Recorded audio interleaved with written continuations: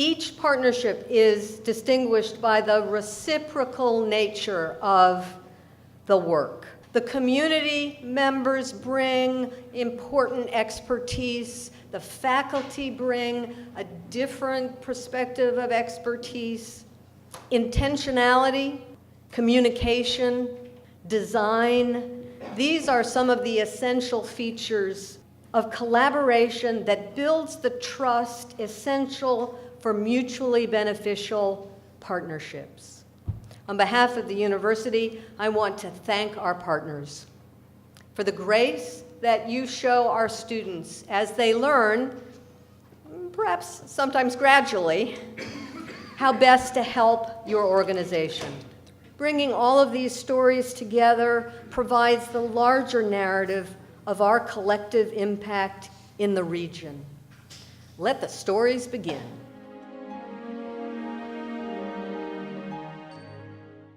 The concept in here is we offer a summer internship. It's a paid summer internship, and the students work and solve social problem using data. Some of you may be aware of called Yoga for Change, a relatively new organization that teaches yoga to incarcerated individuals, veterans, vulnerable youth, and also folks dealing with substance abuse.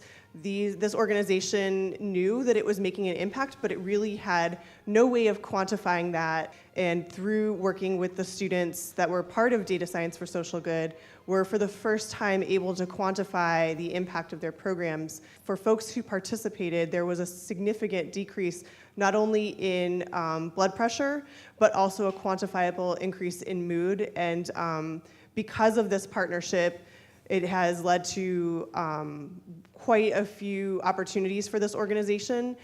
Recently getting a $50,000 investment in their organization to include a fully funded academic research study. So we're just really thrilled at the results of this partnership, really impressed with the sophistication of the data work that the students have done, and grateful for the opportunity to make a difference in the nonprofit sector. Jessica and I strategically made a video so that we wouldn't have to talk very much. So I'm going to let the video do the speaking for us. This project was inspired with two primary objectives. The first was to promote UNF within the Jacksonville community. It's such an exceptional, amazing university. The second objective was really to bring access to public works of art to the average person.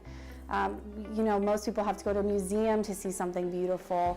We wanted to bring it into everyday life and really make public art accessible for everyone and inspire others to do the same. What makes this project unique is that the community member, the Lazar family to be more precise, has come together in collaboration with the University of North Florida in the city of Jacksonville Beach to create a sculpture park. This project has been such a huge success that we have a great vision for carrying it forward. We want to take some of the sculptures that are in Jack's Beach Park, and we actually want to spread them out throughout the community. This level of work is usually at the graduate level at other universities, but here at UNF it is the undergraduate students that have the opportunity to be involved in a project of this magnitude. I also want to thank the faculty and staff who work hard to design learning experiences in the community that are transformational.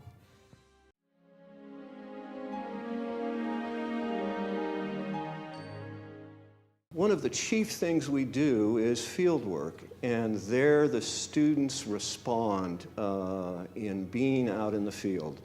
And one of our longest relationships has been with the state park, specifically the Talbot Island State Park.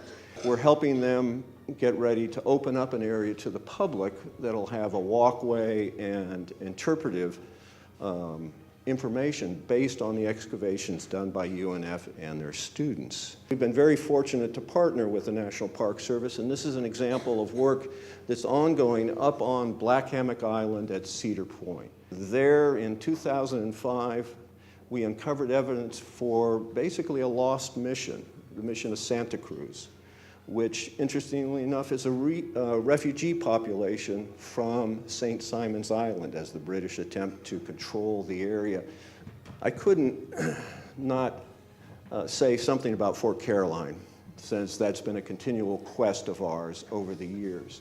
We received a grant in 2015 on the 450th anniversary of the creation of Fort Caroline to do a mass survey. And so this is part of that survey over in Roosevelt Preserve. I'm sad to say we haven't found Fort Caroline, but we're continuing the search.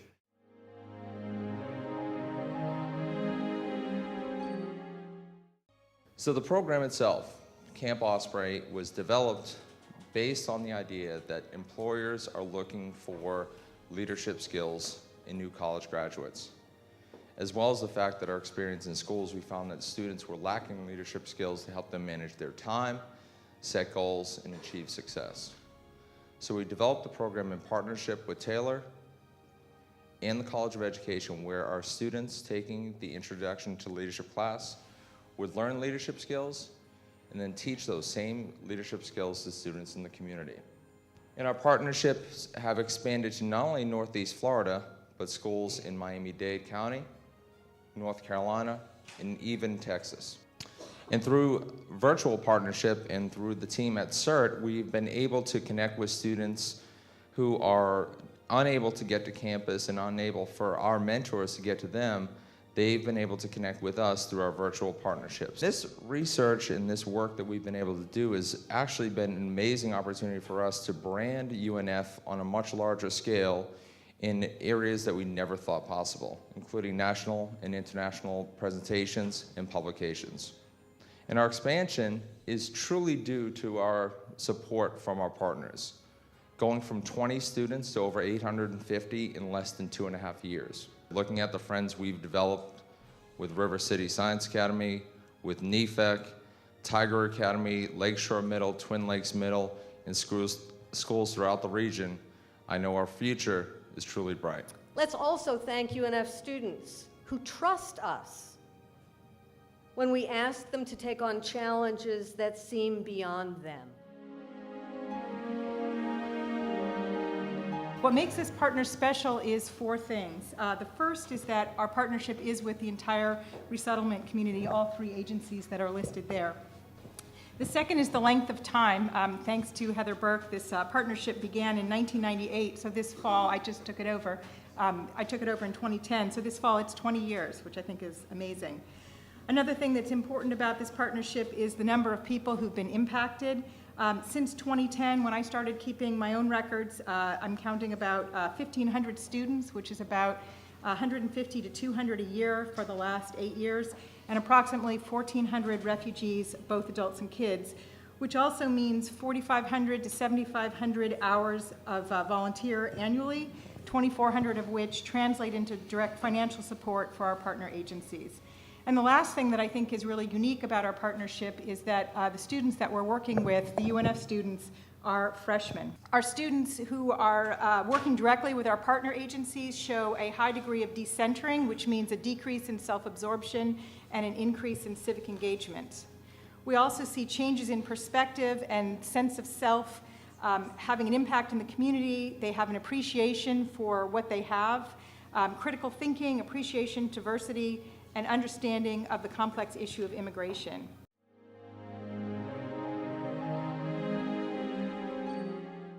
What we do is that we develop technology for children who have disabilities. These are in particular mobility technology. So we want the children to be able to play, in particular when they're really young, when they're learning to walk, when they're learning to move around.